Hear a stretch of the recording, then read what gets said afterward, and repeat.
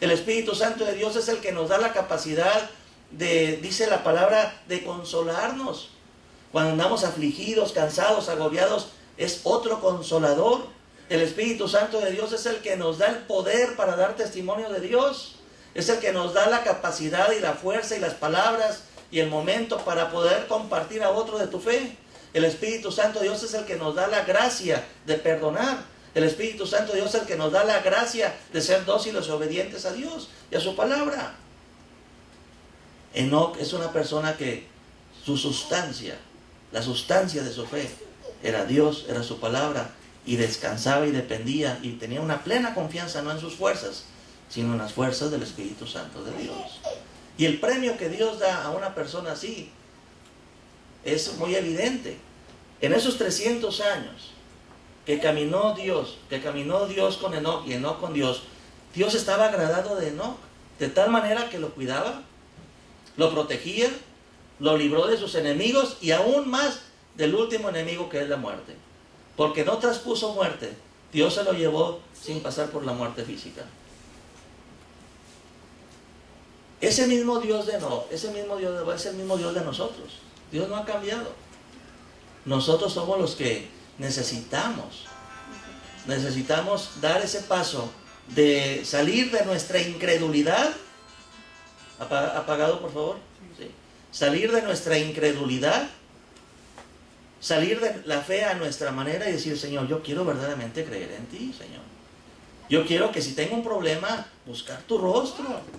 Dice la palabra que si estamos afanados, ¿qué es lo que dice la palabra? Por nada estéis afanosos, sean conocidas todas sus peticiones delante de Dios. Pero lo hacemos, a veces sí, a veces no. O a veces lo hacemos, pero seguimos afanados. O sea que no lo hacemos con fe. A veces nosotros pasamos por diversas pruebas y creemos que Dios nos está castigando. Y Dios no manda maldades. Dice la palabra que Dios no tienta a nadie. Dios siempre lo que permite la prueba para que crezcas, para que te pegues más a Él, para que fortalezcas tu fe, para que te sometas más a Él. Y de tal manera que Dios se encargue de vencer a tus enemigos, para que crezca tu fe. Una fe que no es probada no puede valorarse, y la fe de nosotros es probada para ser más preciosa que el oro. Entonces a veces cuando pasamos por diversas pruebas, nos afligimos, y dice la palabra que nos gocemos. Nos gocemos porque Dios está tratando con nosotros, porque Dios nos está visitando, como dice mi hermano, Dios visítanos, nos va a visitar, pero no se imaginen que la visitada de Dios va a ser nada más para sentir bonito, sino para crecer. La presencia de Dios es maravillosa, y la presencia de Dios no nos la da, pero también para crecer en las pruebas y dificultades. Nosotros necesitamos entender, por último, lo que Dios dice en la palabra ahí del verso 6. Sin fe es imposible agradar a Dios. Sin esa fe bíblica, esa fe de confianza total, el 100% de tu fe. Hermanos, a cada uno nos ha sido dada una medida de fe. El secreto es que tú pongas el 100% de esa fe que Dios te dio. Ay, hermano, es que comparada con el de enfrente es muy poca. Dios te pide que des toda tu fe a Él, que le entregues totalmente tu vida a Jesucristo. Que si hay algo que está estorbando a tu fe, lo rechaces. Que si hay cosas que has hecho que estorban y que van contrarias al camino de Dios, le digas no al pecado. Aquí me llama mucho la atención que cuando Jesús habló sobre permanecer y perseverar en la oración, les dio un ejemplo. ¿Sí se acuerdan de la parábola que les dijo? Les voy a enseñar de que es necesario orar con perseverancia. Y les dio un ejemplo. ¿Sí se acuerdan qué ejemplo les dio? Una parábola. A ver, los conocedores de Biblia, ¿qué parábola es? La de la viuda y el juez injusto. Lo de la viuda y el juez injusto. ¿Sí?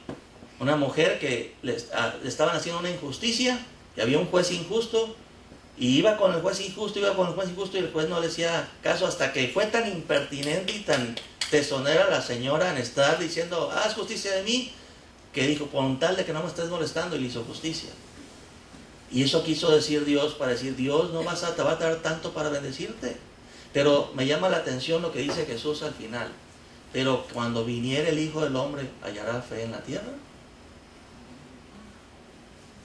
Nosotros como iglesia del año 2000, ¿qué? ¿9? Del milenio, del tercer milenio, ¿verdad? Ya estamos entrando al tercer milenio. Somos una iglesia débil en la fe. Hace poco hablaron que el Señor, hay muchas señales de que el Señor viene pronto. Dice que el Señor, cuando Él venga, va a hallar una fe débil en sus seguidores, en sus creyentes. Y esa fe débil, una de las primeras cosas que impiden que usted crezca en la fe es la mundanalidad. Ay, qué palabra tan rara esa. El amor al mundo, el apego a lo material, a la moda, al dinero, a mi carrera, a mí, todo lo que yo quiero realizar y todo lo que el mundo me ofrece. El amor al Wii, o sea, no sé qué cosa es lo que andan jugando ahí, ¿sí? Que se pasan horas, el amor a la internet, al chat, que su corazón está ahí y no está con Dios. Bueno, el apego a todo lo que, el apego a las novelas, ¿sí? Que se acaba una novela y uno tiene la esperanza de que le haga caso a la esposa y ya no, ya está otra. Y ahí está el corazón pegado, ¿sí? No, no lo hablo por mi esposa, sino por lo que voy a sus casas y veo.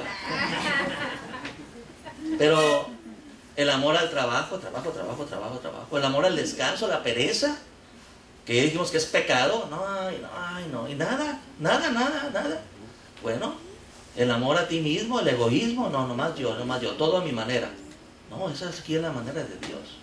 Bueno, todas esas cosas que son lo material, lo mundano, la iglesia de hoy está tan materializada, ¿sí? Estamos tan apegados a lo temporal, que eso nos hace que se nos endurezca el corazón muchas veces y no tengamos hambre de lo espiritual. No buscamos hacer tesoros en el cielo, buscamos primero hacer tesoros aquí en la tierra, y si nos alcanza el tiempo, tantito en el cielo. Están invertidos los valores. No es primero Dios y después nosotros, ¿sí? Ahorita decían, hermano, les exhorto que por favor los jóvenes que vengan. Vino uno. Y los demás, tanto los jóvenes como los papás, primero son otras cosas y después Dios. La célula, tan primero son otras cosas y después Dios. Ay, pues es que ahorita cumplo años, voy a hacer esto. Primero yo y después las cosas de Dios. Estamos invertidos, hermanos. Y eso hace que nuestra fe no sea una fe bíblica.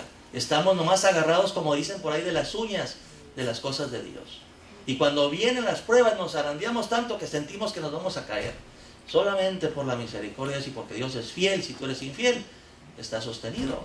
Pero no ese es el plan de Dios para nuestras vidas. El plan de Dios es que cooperemos con Dios, colaboremos con la gracia del Espíritu Santo. Pablo dijo, no es que yo sea más, no es que yo haya hecho más que los apóstoles, sino que la gracia de Dios no ha sido en vano conmigo. O sea que él aprovechó la presencia de Dios al máximo para hacer su voluntad, no, para adaptarse al plan de Dios, para ajustarse al plan de Dios, para hacer todos aquellos cambios que fueran necesarios en su vida para agradar a su Dios. Entonces nosotros necesitamos tener una fe cuya sustancia sea Dios y el camino que ya nos tiene Dios escrito en su palabra. Nosotros necesitamos ser de los pocos, quizás, y hacer el esfuerzo de que decir, Señor, yo quiero ser de una persona que tú des buen testimonio de mi fe, que tú premies mi fe. Porque hay dos cosas que tú tienes que saber si tú te quieres allegar a Dios. Y esas vienen escritas en lo que leímos ahorita en el verso 6. Dos cosas tienes que saber. Que es necesario que si tú te acercas a Dios, creas que le hay. Y tienes que saber que Dios premia. Es galardonador, ya lo hemos visto una vez aquí. Ya lo predicamos una vez, de los que le buscan. Pero la palabra buscan está en presente continuo. Es como decir, buscan diligentemente. No lo que le buscamos, porque a veces venimos aquí cuando estamos con el pie bien atorado, cuando estamos con el agua hasta aquí, cuando estamos que nos aprieta el zapato, como dicen mi esposa, cuando les aprieta la calceta ya andan aquí. No. Cuando estamos en problemas, ahí sí, Señor, sí, Señor. Pero cuando las cosas están en santa calma, ahí sí no, Señor. Primero yo, después tú.